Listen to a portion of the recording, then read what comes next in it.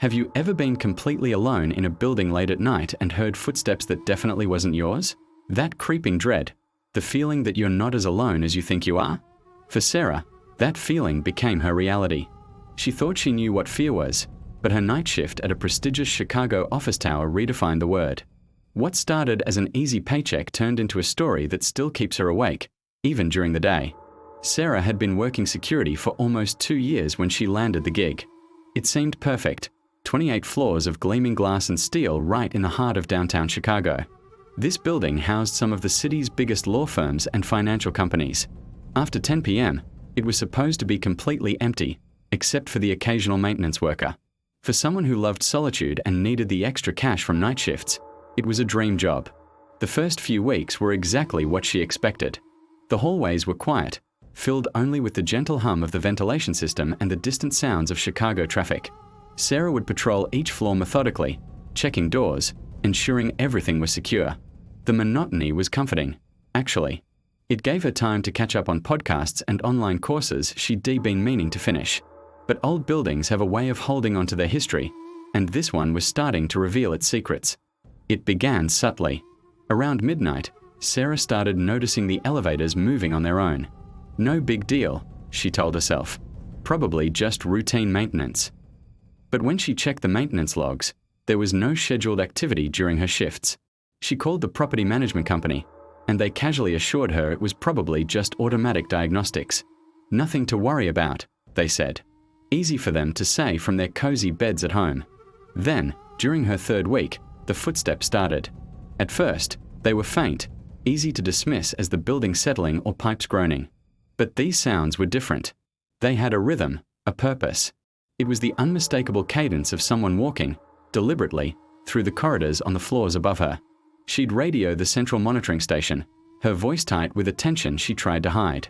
"Can you check the cameras on floor 22? The reply was always the same. "Hallways are clear, Sarah. All quiet." But it wasn't quiet. The sounds were getting more distinct, and Sarah wasn't the type to just ignore them. She began investigating, armed with her flashlight and radio. Hearing footsteps on the floor above, she'd take the stairs 2 at a time, her heart pounding against her ribs.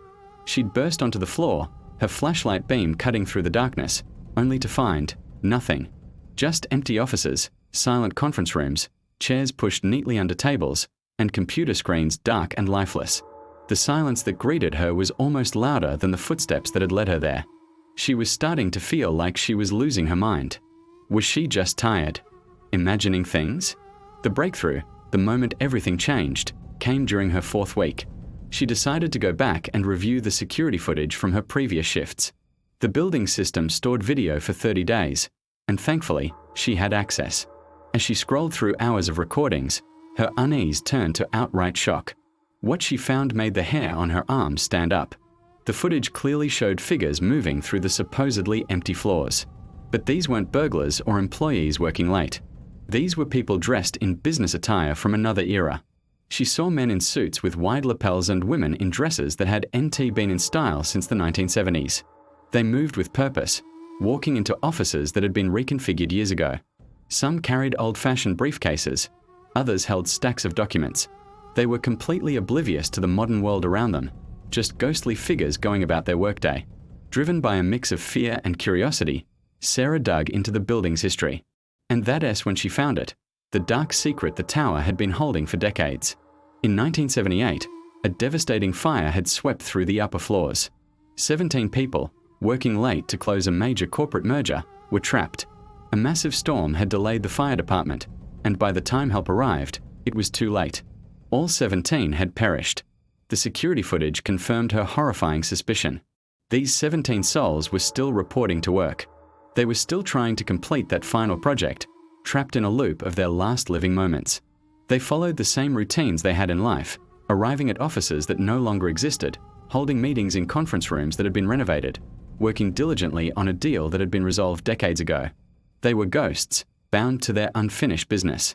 What made Sarah's situation even more unsettling was that the spirits seemed to be becoming aware of her.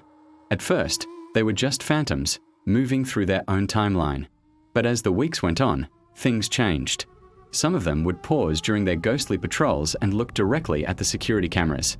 A few even seemed to nod or wave in her direction as she passed them in the hallways, even though she couldn't see them with her own eyes. The most chilling moment came one morning as she reviewed the previous night's footage. She watched in disbelief as one of the figures, a woman in a vintage dress, walked right up to her security desk. The woman leaned over and placed a manila folder directly in front of Sarah's empty chair.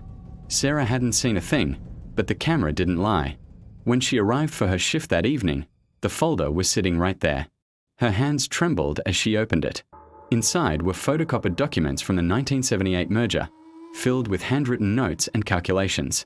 At the bottom of the very last page, written in faded ink, was a desperate plea. Please help us finish this. We can't leave until it's done. In that moment, Sarah's fear melted away, replaced by a profound sense of empathy. These spirits weren't trying to scare her. They weren't malevolent. They were just lost, trapped by their unwavering dedication to a job they could never complete. So, Sarah decided to help.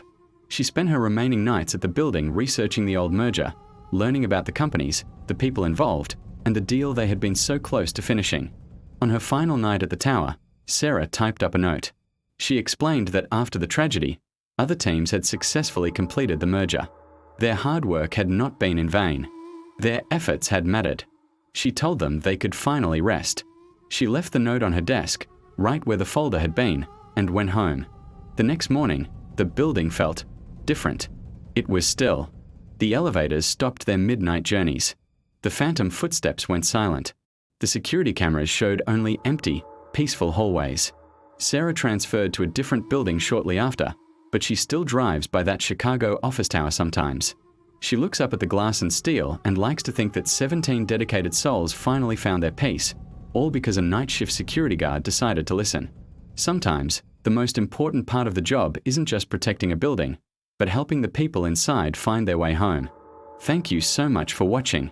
If you enjoyed this story, don't forget to like, subscribe, and hit that notification bell for more tales from Horrorphiles True Crime. See you next time.